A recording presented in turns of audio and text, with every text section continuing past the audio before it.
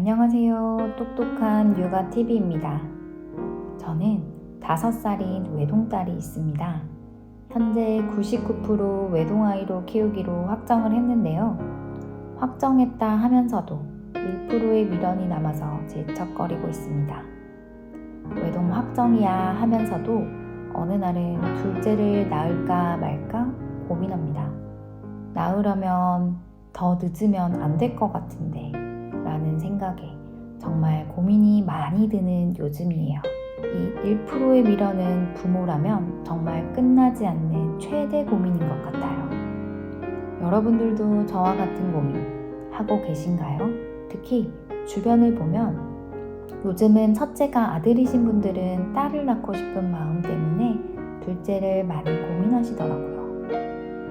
오늘은 외동 확정이냐, 둘째냐를 고민하시는 분들께 제가 찾아본 육아 전문가들의 의견과 함께 제 생각을 공유드리려 해요.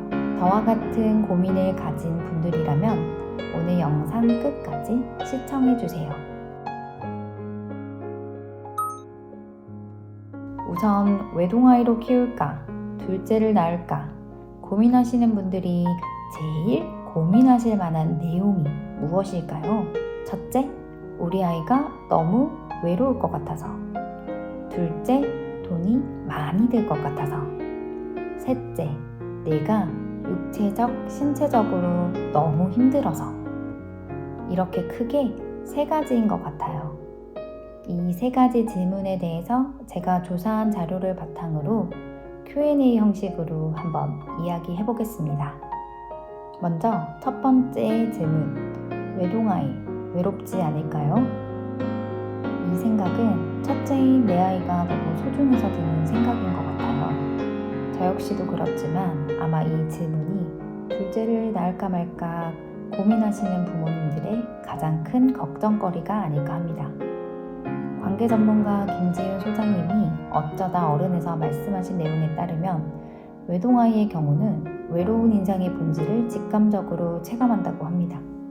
다시 말하면 외동아이의 경우는 살면서 외롭다고 느끼는 경험이 더 많다는 거겠죠? 이 말을 들으면 역시 외동은 외롭구나, 형제 자매가 있어야 하는구나 라고 생각하시겠죠? 저 역시 외동인 제 딸이 지금은 아니지만 크면서 점점 외롭지 않을까? 나이 들어서 외롭겠지? 하는 걱정과 근심이 종종 듭니다. 그렇지만 형제자매가 있다고 해서 외로운 경험이 없을까요? 그렇지 않다는 겁니다. 물론 외로움을 느끼는 횟수는 외동아이보다 적을 수는 있겠죠. 저의 경우를 돌이켜보면 저는 3남매 중에 첫째거든요. 그런데 저는 어릴 때 동생이 있어서 즐겁고 행복하다는 생각보다는 동생이 없었으면 좋겠다 하는 경험이 더 많았습니다.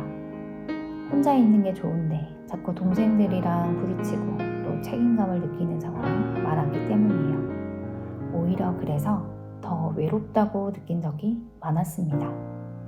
다들 공감하시겠지만 인생에서 외로움을 느낄 때가 많잖아요. 사실은 이런 느낌이 들 때 가장 힘이 되는 존재는 아이도 있지만 배우자고요. 그래서 외동아이는 형제자매가 있는 경우보다는 외로움을 느끼는 빈도가 더 많을 수는 있지만 외로움 자체는 인생의 본질이라 누구나 느끼는 감정이다. 이런 걱정으로 둘째를 낳을 필요는 없다가 제가 조사하고 경험한 바의 결론입니다. 두 번째로는 경제적으로 힘들지 않을까?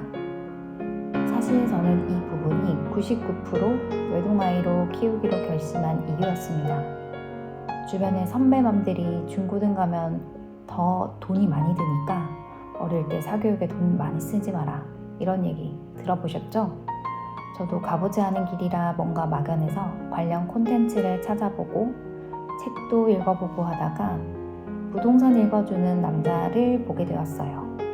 이 콘텐츠를 보고 우리 부부 수준에는 둘째는 낳으면 안 되겠다는 결론이 들기는 했습니다만 그래도 저처럼 고민이 되시는 분들께 도움이 될까 해서 공유드려 볼게요. 여기서는 둘째를 낳을까 말까에 대한 것은 꼭 남한테 물어봐야 한다 라고 하더라고요. 부모한테도 물어보지 마라.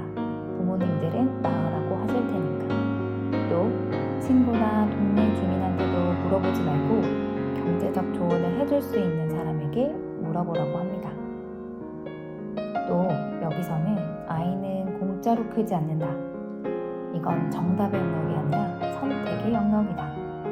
기준은 경제력이다 라고 합니다.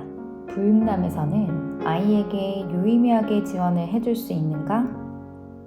여기에 대해 생각해 보라고 하고, 우리나라는 아이가 20살이 된다고 해서 알아서 하는 나라가 아니라 30년을 봐야 한다 라고 말합니다. 경제력에 맞춰서 자녀 계획을 세워야 한다.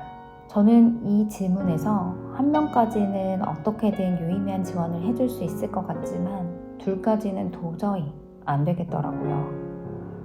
또 부익남 TV에서는 한국은 자녀 키우기 좋은 나라일까? 라는 질문에 그렇지 않다 라고 합니다. 저도 공감하는 부분이 많은데요. 우리나라는 안타깝게도 사교육비가 정말 많이 드는 나라예요. 지금은 유아라서 수학학원이 그나마 4대1 정도 수업 가면 한 달에 20만 원 정도 내지만 주변 선배맘들께 물어보니 중학교만 되어도 한 과목당 평균 50 정도는 든다고 하더라고요. 이건 선택의 문제 아니야? 라고 하실 수도 있지만 자식한테 최대한 잘해주고 싶은 부모의 마음은 다 똑같지 않을까요?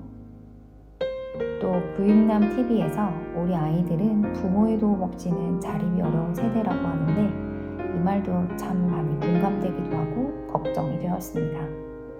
부모의 도움 없이 자립해서 소위 잘 산다 라고 인정받기에는 이제 너무 어려워졌으니까요. 어릴 때는 둘이 노는 게 예뻐 보이고 즐거워 보이지만 10살만 넘어가면 친구가 좋을 나이고 아이는 10살까지만 크는 게 아니다 라고 하더라고요. 슬프지만 정말 맞는 말이더라고요. 또 형제자매가 주는 고통과 고난이 있을 수 있다. 부부의 노를 자녀에게 맡기지 않을 수 있는가? 자녀를 낳을수록 경제력은 약해진다. 이게 부정할 수 없는 사실이다 라고 합니다. 또 병은 갑자기 온다. 결국 준비가 되어 있지 않으면 자식들의 몫이다 라고 하는데 이 말 또한 맞는 말이더라고요. 이 이야기를 듣고 저는 우리 상황에 둘째는 아니다. 정말 무리다 라는 생각이 들어서 둘째는 포기가 되더라고요. 혹시 이 이야기를 듣고 여러분들은 어떤 생각이 드셨나요? 이 정도는 감당할 수 있겠다 하시는 분들도 분명 있으시겠죠?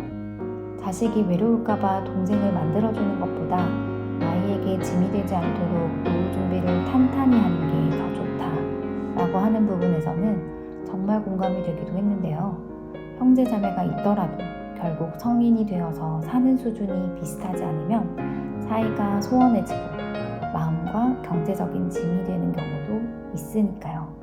저희 부모님 형제자매들만 봐도 그렇더라고요. 결국 살기가 팍팍하면 부모님께 들어가는 비용에 있어서 계속 다툼이 생기고 서로 원망하게 되고 슬프지만 좋은 관계로 살기가 힘들더라고요. 사실 저는 경제적인 문제만 아니라면 둘째를 낳고 싶습니다.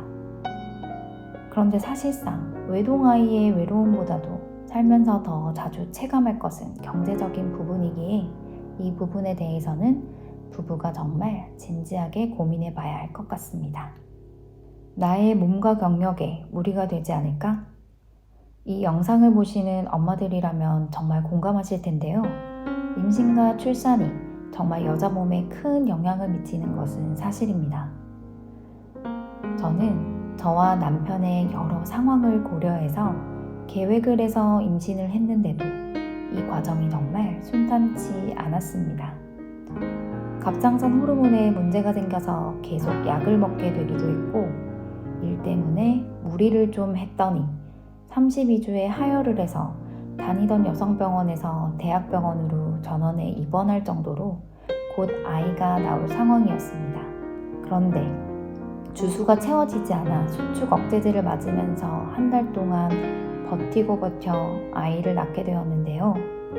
초산임에도 불구하고 이미 자궁문이 열린 상태로 한 달 동안 버틴 터라 37주 돼서 양수가 터지고 2시간 만에 아이가 나왔습니다.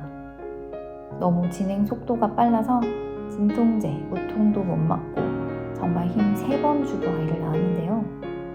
각오는 했었지만 정말 살려주세요 이 소리가 절로 나올 정도로 하늘이 노래지더라고요. 아이를 낳고 나면 괜찮다더니 낳고 나니 후배아리로 배가 또 너무 아프더라고요. 3일 뒤부터는 수유의 고통이 찾아왔고요. 난생 처음 겪어보는 아픔에 아이를 낳고도 밤에 잠도 못 자는 나날의 연속이 너무너무 힘들었습니다. 몸이 아프니 잠도 못 자고 잠을 못 자니 신경이 날카로워지고 정말 악순환이었죠. 담당 선생님께서 둘째는 아마 더 빨리 나올 테니 계획을 잘 세우고 둘째 임신이 되면 대학병원으로 바로 오라고 하시더라고요. 그러니 저는 임신이 정말 무섭습니다. 이 영상을 보시는 분들 중에서는 내가 또는 와이프가 입덧으로 임신기간 내내 고생 많으셨던 분들도 있고 또 임신성 당뇨 등 이슈가 많으신 분들도 많으시겠죠? 물론 임신과 출산이 순탄하신 분들도 있으시고요. 게다가 임신이 계획대로 잘 안 돼서 시험관이라도 하게 되면 몸과 마음이 힘든 나날의 연속이죠. 낳고 나면 끝이 아니라 육아 도우미나 양가 부모님 중에 적극적으로 도와주실 분이 안 계시면 출산하자마자 아이를 케어하는 것을 오롯이 엄마나 부부가 해야 하는데 사실 어릴 때는 엄마 손이 정말 많이 가잖아요. 이 부분도 기억이 흐릿해졌을 뿐 돌이켜보면 정말 힘든 부분이었습니다. 또 복지가 좋은 회사에 다니지 않는 이상 오랜 시간 동안 복귀를 하지 않고 휴직을 한다는 게 정말 어려운 일이죠. 그러다 보면 퇴사를 하게 되고 제 친구의 경우는 프리랜서로 일하다가 출산을 하게 되었는데 한 2년간 육아에 매진하다 보니 다시 복귀해서 일할 자신이 없다고 하더라고요. 자신감이 많이 떨어져서요. 이런 상황이 또 반복된다고 생각하니 사실 둘째 계획이 정말 쉽지 않죠. 친구들의 둘째를 보면 정말 너무너무 예쁘더라고요. 그 아이를 바라보는 친구의 눈에서도 꿀이 뚝뚝 떨어지고요. 그리고 또 첫째가 둘째를 예뻐하고 서로 잘 지내는 모습을 보면 정말 아름답더라고요. 그런 모습에 또 동생이 있으면 어떨까 생각하게 되고요. 정말 무한루프입니다.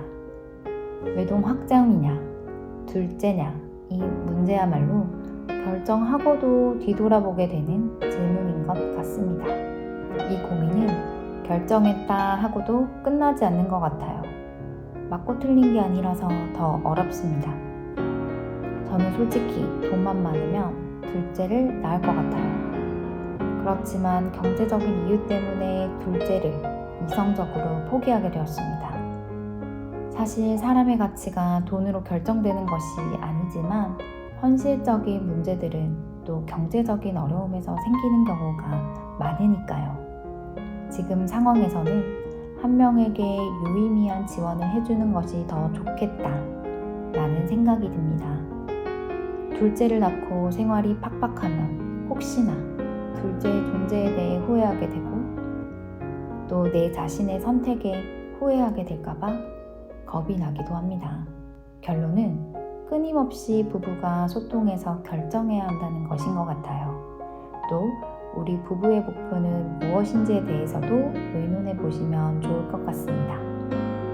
이 영상을 보시고 드는 생각과 의견이 있으시다면 댓글로 남겨주시면 감사하겠습니다.